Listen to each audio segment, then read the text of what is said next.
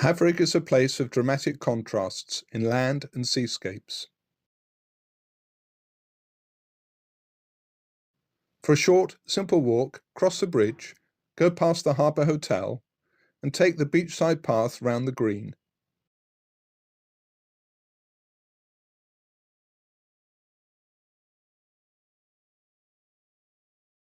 Notice the mosaics dotted along.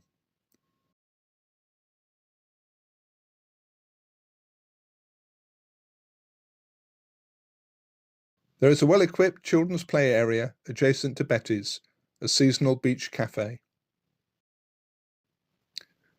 At the end of the path there is a sculpture titled Escape to Light. It is dedicated to all inshore rescue volunteers.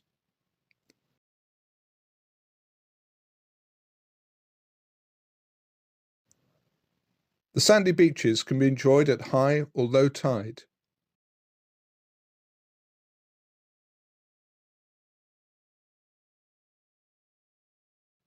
And the dunes are perfect for dog and nature lovers alike.